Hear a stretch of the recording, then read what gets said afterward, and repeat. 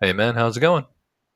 Not too bad. How about you? Just enjoying this lovely cold rain today. I'm actually wearing a hoodie inside. Yeah, How- fall is here. Fall is here. It's finally here. But we had such a nice summer.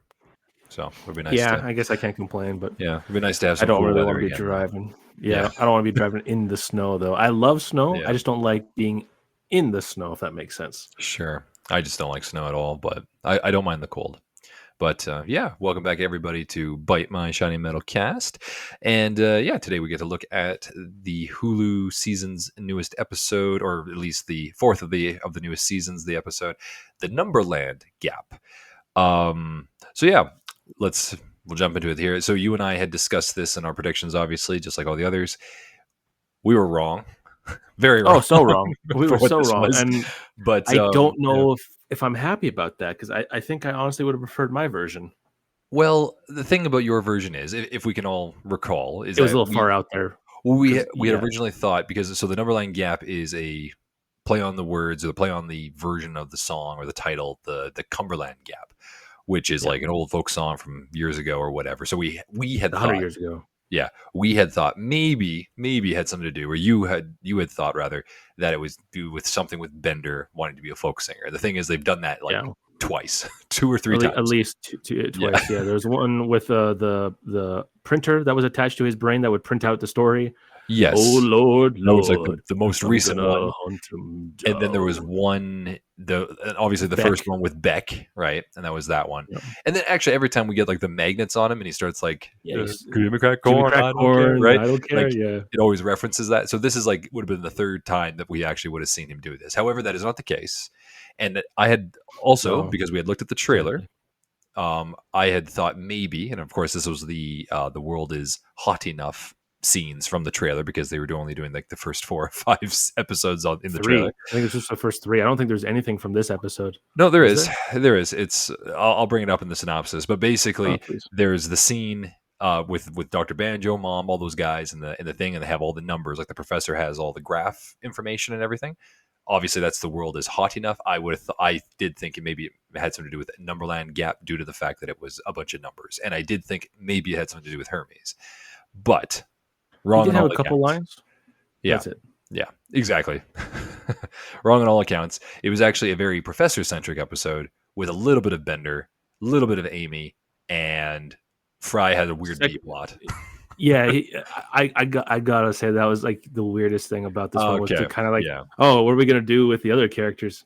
Fry likes to paint now. Fry All of a likes to sudden, paint, maybe. So, all right. So before we get into our positives and negatives, obviously, let me do a brief synopsis. I'll try and be shorter than the previous one, but let me do a brief synopsis. So the Numberland Gap begins with this is the thing from the trailer, Mitchell. You and I were oh like, oh right, really? Yeah. this This is the stupid little Alaska. Yeah. So this is the gag. Yeah, Alaska thing. So Fry and Leela are having a double date or having dinner with Kif and Amy. And yeah, Leela says like, "Oh, what's your secret about this Alaska? The meal?" And she says, "Oh, I'm bisexual." So it actually amounts to nothing. it's a very It's it's a a very double Amy yeah, thing where like because she's like, oh, what's your secret? I'm bisexual. And it's just like it's a very Amy thing to do that. Oh, you didn't mean that secret about the yeah, food. Oh, but it's a throwaway gag. I still hate it though because it's taking an established character and changing them for a modern audience. Blah blah blah. sure, sure. That's It's just just my like, issue with it. and why would that be a secret? Honestly, with Amy, like they would all know that, wouldn't they? Like they Yeah, yeah, know how she's not something promiscuous that's Amy no was. secret. So So that's a double point there. I will say Negative point. as a side thing before I continue, there's a side thing in the if I'm not mistaken, so the last episode, like what is that one? The 50 Shades of Green, when they have the mirror and we see like all the little references to all their previous lovers in this, like we actually had with Fry and like what is that? The radiator. The radiator. Thank you. The radiators in that picture and everything, and like all of his Yeah, previous girlfriends, including like Lucy Liu and everything.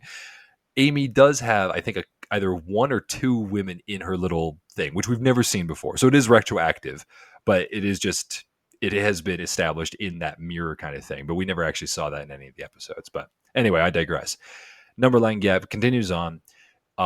Bender and so Bender's there too, but he's not part of the double date. So he's hanging out with it's Axel, which is okay. it's kind of like when you have kids, and your couples friends come over and they have kids. You kind of just put the kids into the like the Yeah, other they just right. room or They just whatever kind of while they you don't eat want to your do delicious anything. dinner. Yeah, they don't want to do Yeah, anything, so they're just hanging out or whatever. They're just like I do mocking each actually like other, those and two then hanging out. I thought it was kind of funny actually. Yeah, Yeah, yeah, Axel and Bender. and Oh then man, I'd punch you in the I'm face bored. I don't if I like wasn't so that. bored. I'd punch you Oh, back how or about I'll whatever. do it for you?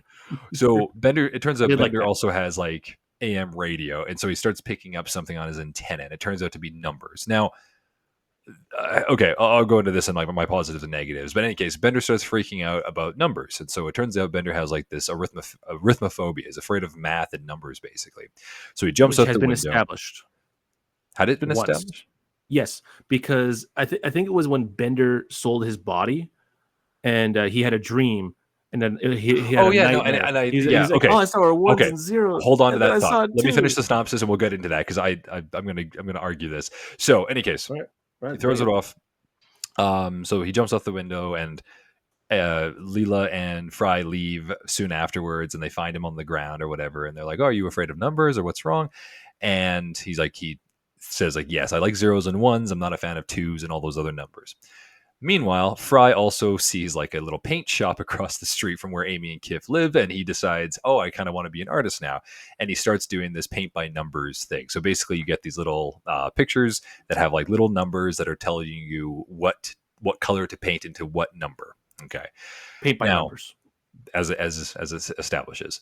So, any case, later, we also learn that the professor is sick of reality or whatever, and he loves more of the abstract stuff or whatever about what numbers and math all mean and everything. So he doesn't like Fry putting color to these numbers because he thinks the numbers are a lot more attractive, something around the sort. Any case, Bender's Yes. numbers that he was hearing in his head and through his antenna turn out to be a signal making a diagram that Amy somehow figures out, and Fry paints it to see like what machine parts or what are these things, and Amy puts together a machine that essentially makes them go into the Numberland gap, and it creates this little white hole, which has nothing to do with the white hole which is at the end of the season, by the way. Right, Nothing to that do was with also in the that. trailer, right? um 'Cause no.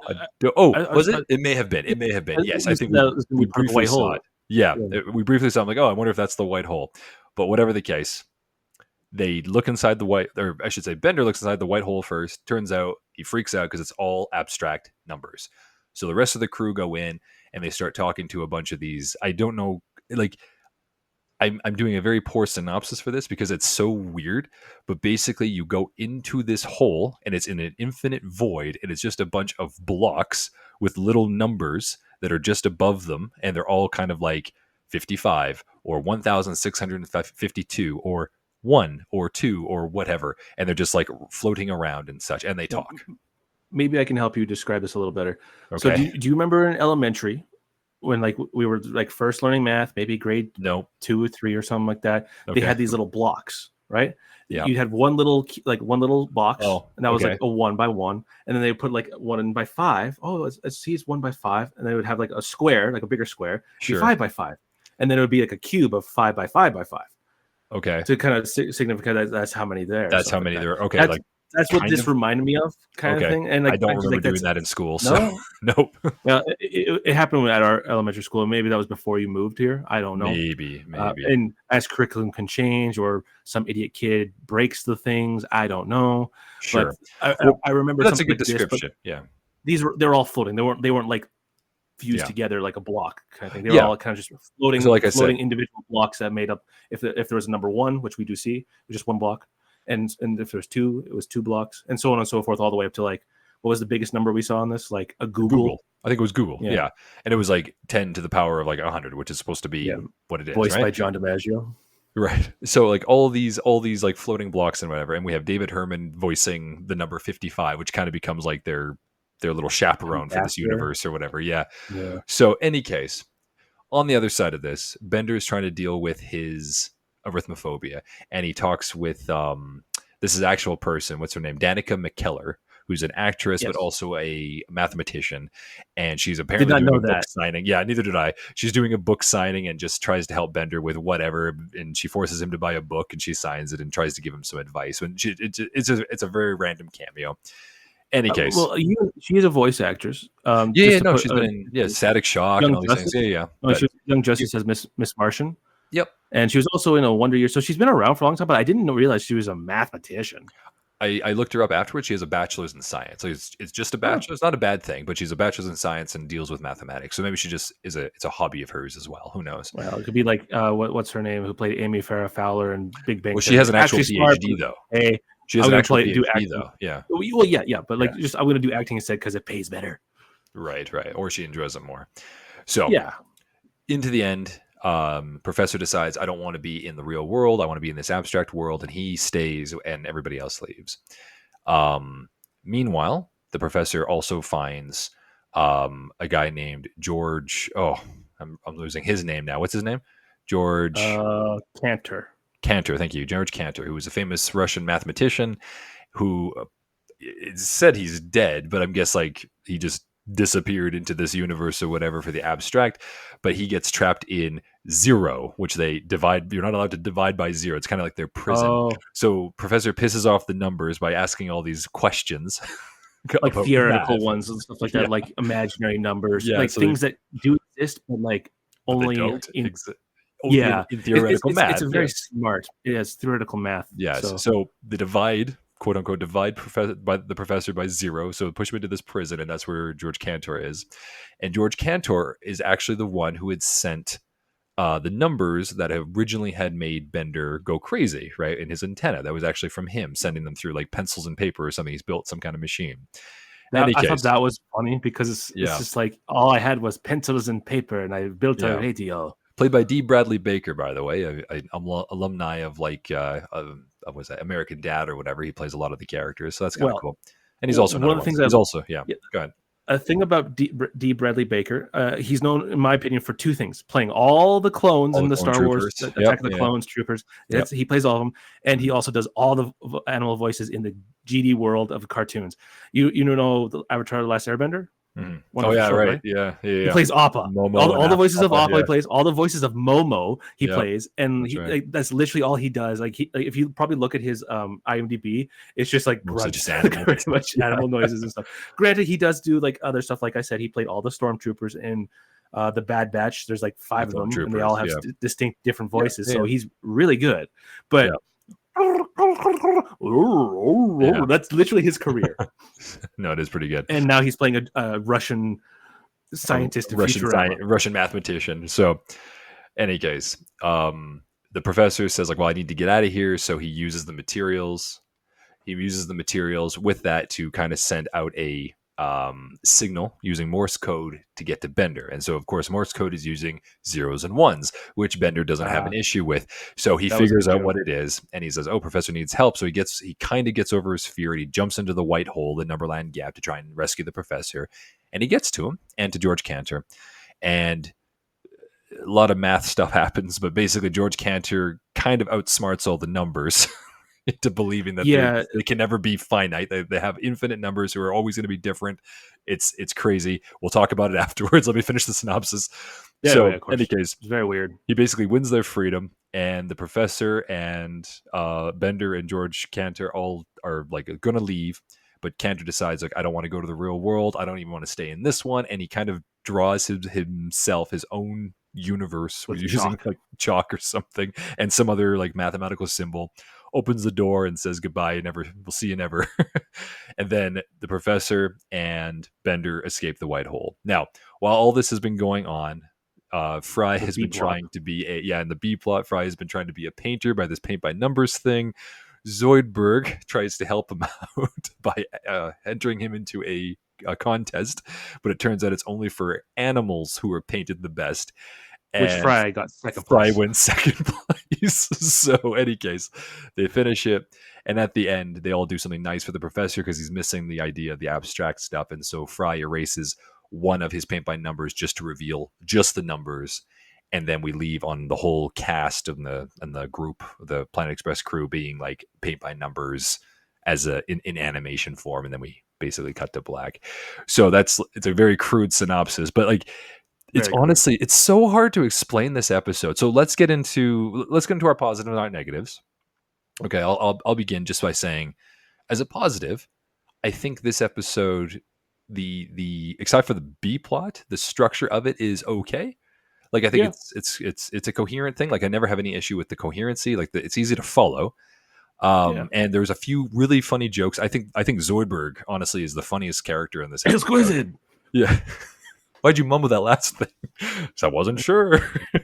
There was a few jokes in there that were really Like really I don't like smart. you. Nobody does. Like he just Yeah, has we're he has gonna a miss few them all. he has a few lines here and there. I just thought they were funny.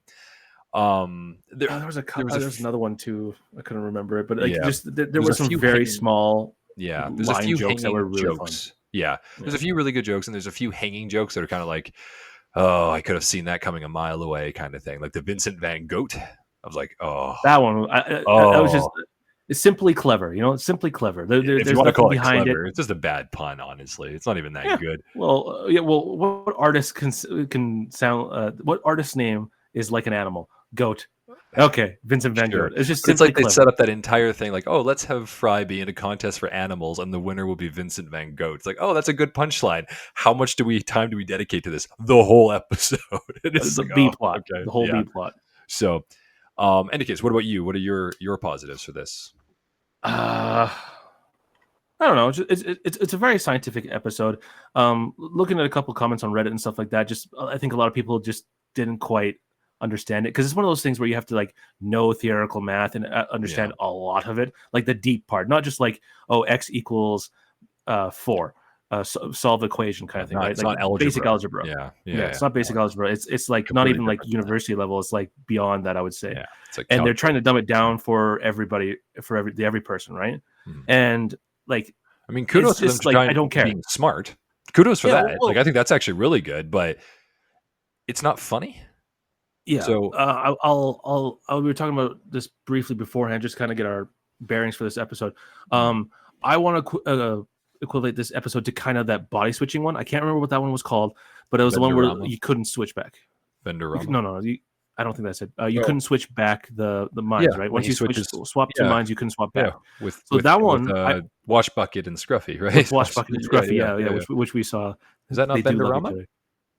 It might be. I swear that's not. But that Yeah. one was clever because it actually like proved a theory that no one cared about. It was just like, oh hey, we can't switch our bodies back, and then we have to Right. solve this by simple math. Right. I'm Bubblegum Tate, and that's Curly over Yeah, there. we need 2 Hi, or guys. more people to kind of switch because they haven't had somebody in their But thing, turns out you right? only Yeah. need 2 people. So Yes. that one was explained, and it was also there was a story behind it, right? Mhm. The professor was feeling old, and he didn't want to feel old. Oh, I can switch a body. Oh, cool, I'm young, but I also don't care about these boobs flapping around each way, Amy. So he went with Bender, right?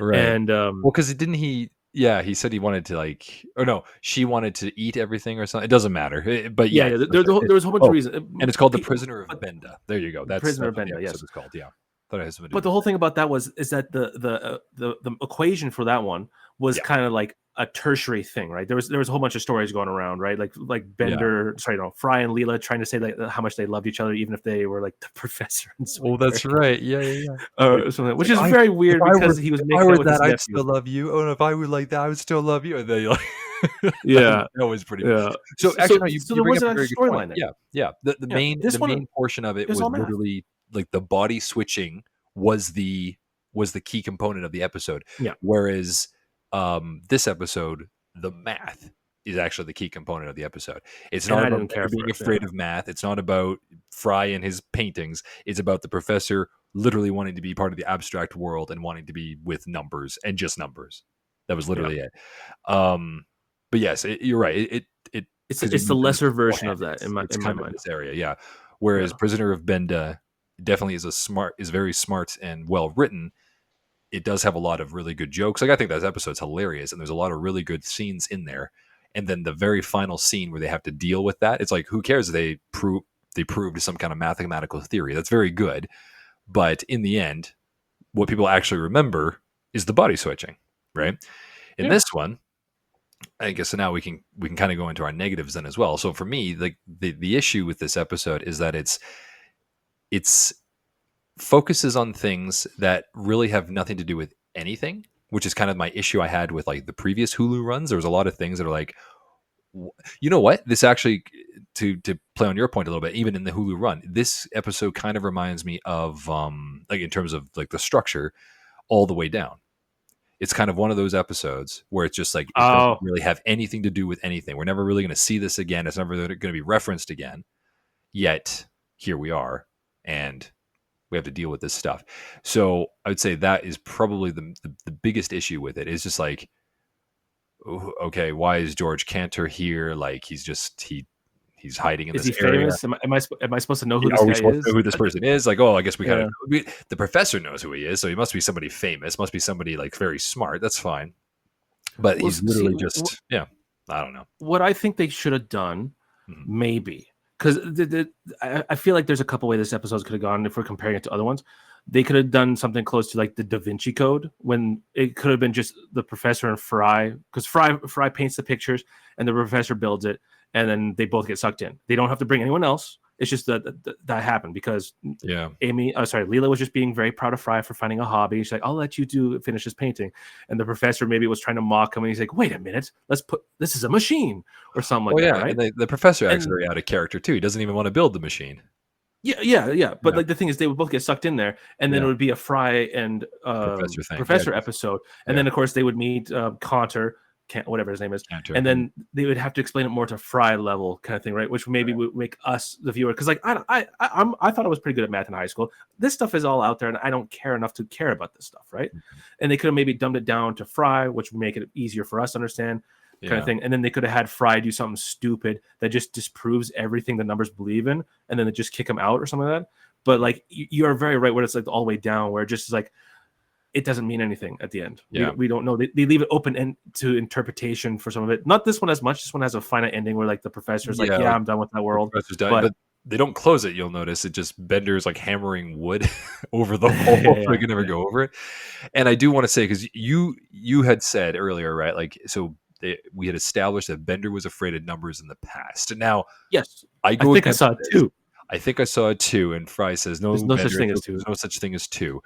I'm going to argue this because there's another episode even earlier when he's with Flexo, and he and Flexo are saying like, hey, what's your number? Oh, my number is blah, blah, blah, blah, blah, the serial numbers. And then they both laugh. And then I think it was Leela asked like, oh, what's so funny? It's like, oh, we're both divisible by blah, blah, blah. It's a math thing. Bender's clearly not afraid of numbers. He's clearly fine with numbers. He's counting money all the time. He's doing all these things all the time. He's not afraid of numbers. This is actually a very You're right. stupid line that I think is actually kind of insulting. As intelligent as this episode is written, that's a stupid thing to do for this character. That was very, very weird to make Bender, because they need some kind of way to make Bender like, oh my god, I have to get over my fear to go save the professor. When, like you said, Yeah. you could have easily just had Fry be like, oh, well, maybe they need color, so I'm going to go into this. Yeah, it's something stupid. Give them Yeah, stuff. Like it shouldn't have been a Bender thing. that's how Fry Yeah. could break it, by just being so Yeah, simple. it's like, hey, stupid. I've It's got just like blue. Like, yeah, what is yeah, this something blue? like that. Right? Like that's Well, so, yeah, it but, bothers me a lot, right? And yeah. But it's just silly. the It's thing silly. with Yeah. someone wrote this in Reddit, which I thought was clever. It was just a one line thing. Someone just said, I thought it was very clever that they included colors and numbers in this episode, because Fry was painting the numbers, and then that just completely went away. Like they could have done something with that. Like that's my opinion.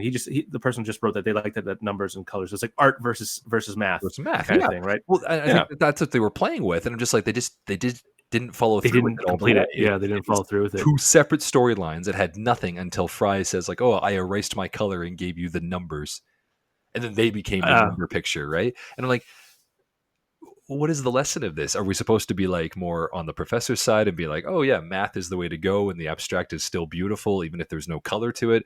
Or are we supposed to think like Fry and try adding the things to make it more beautiful? Like, what are we supposed to learn from this? So any case, everybody could probably figure out my thoughts on this. In our predictions, I had said 5 out of 10. I'm sticking to it. I think this is probably the lowest episode of the season for me. I completely forgot about this until I watched it again. So like it was just such a nothing episode, like you said. Like I still liked All the Way Down because it was still fun ideas and stuff like that. And actually went through. This one was just such a nothing episode. Like there was nothing for me to care about. Again. Yeah, I did. Like I watched this one again and maybe a little bit of another time just to kind of like refresh myself, because I'm like, okay, yeah, I have to do. I completely forgot about this. What is this? Yeah. So not until we actually do a full review of the episode way in the future. But this episode, like I don't need to see this episode again. Like that's how I feel about it. I'm very, very like I Uh, give it a 5 even because it's not insulting, right? It's not insulting. no, I mean, it's insulting with Bender, I suppose, but it's not like not angrily insulting. But like, yeah, it's not a bad episode. It's not like, well, I shouldn't say that. It is a bad episode, but it's not like a horribly written episode. It's not insulting in terms of like too many modern day crap or anything like this. Characters are still fairly okay, but there's just a bunch of like random pun jokes that have not like okay, whatever, and a lot of stuff that means nothing. So in the end, I would still say like, very, very just passable. 5 out of 10. I think you had said 6. Would you stick with a 6 or would you go lower, higher? I'll stick with a 6. Like it's like you said, the structure of it's pretty straightforward. It doesn't kind of waver. It does what it needs to do, Mm-hmm. but they don't. They did. I just feel like we said, like with like the art versus math kind of thing, which are very different worlds, right? Very different worlds. Yeah, One's all colors and one's yeah, like yeah. hard logic. The Maybe the idea best way is to say it. there. Yeah, yeah, yeah. I guess that's also why I give it credit, is because like the idea is like it flourishes, but it just doesn't hit the landing. So yeah. From what I can see, Ken Walsh was the guy who wrote this. He has no other writing credits whatsoever. And I tried looking him up, just googling him, and there's a person that's some mathematician, but like he died like 3 years ago, which I'm like, there's no way that this guy would have written this episode if that was the case, Okay. right? Yeah. Or maybe that makes sense for kind of how this didn't have like Then- intertwining themes or something. Maybe this was just a first draft and they just kind of he wrote it. Okay. Maybe my research is wrong. Maybe he's done more stuff. I don't know. But like this was an episode for math nerds. Like you'd have to be like a huge math nerd in order to You had to appreciate this really episode. exactly, and that's why I said I give it credit for like you appealed to the intelligent side of the Futurama fans, which I appreciate. Not to say that we're not intelligent, but it No. still didn't hit up any of the other Futurama things. You can't just have a bunch of maths googly gluck thrown into an episode without any commentary, without any jokes, without any reason for being in the Futurama universe, right? Hence why I bring up the all the way down. Prisoner of Benda was still very much a Futurama thing. Bender wants to it's switch very bodies Futurama. because he wants to be the prince, so he can like steal the money and do all this kind of stuff, and he ends up doing all this crap. Leela and Fry want to prove how much they love each other, and they need to keep on switching The their bodies. personality. Right, exactly. Their personality is what people care about, right? Not their bodies, so to speak. And then Leela wants to eat whatever she wants, so she switches with Hermes, and Hermes is like, "I'm going to do." That Like, was Amy. Amy wants to eat whatever she wants, and she goes in Leela's body, and Leela gets so fat. so fat, right? And then she switches. Yeah, I to do her, like it, but whatever. look Yeah. at you. Yeah. So, and then in the end, and then the professor wants to be Bender because he wants to be indestructible and young again, right? Like Live on forever. Yeah. there's reasons why they did these things, not just for the math stuff. So, any case, that's why I'd say, Numberland gap 5 out of 10 for me, 6 out of 10 for you, Mitchell. And I guess we can It's a very soft 6. Like it's like very like Commit. like a firm pudding, commit. but like it didn't firm up. That kind of pudding. It's almost chocolate milk at that point. That's what I'll say. A very So 5.5. soft 6. 5.9. Yeah. Oh, Yeah, God, yeah, math. yeah, exactly. Yeah. I give it. Yeah, I'd give it a Integer fraction. between 5 and 6, but I'm not sure which one. Yo, Christ, shut up. Any case, Yeah, a very soft 6. Yeah. yeah. Any case, all right. Anything more to say about the Numberland gap? I watched it and I just there's lots of little jokes that I thought were very clever, but like I think those are like smoke and mirrors. Like, hey, here's a fun little pun, and now here's fun math. It's like, no, math isn't fun anymore. Sorry, man. Yeah, yeah. No, fair enough. Well, I guess we'll end it there. So, thanks again, Mitchell, for joining me as always. And No problem. yeah, everybody, please like, share, and subscribe whenever you get the chance. Don't forget to comment if you like talking all things Futurama. And we will see everybody next time for Scared Screenless, episode 5. So, thanks again, Screenless. Mitch, and we'll talk to you later. Yeah, no problem, man. Toodaloo. Toodaloo.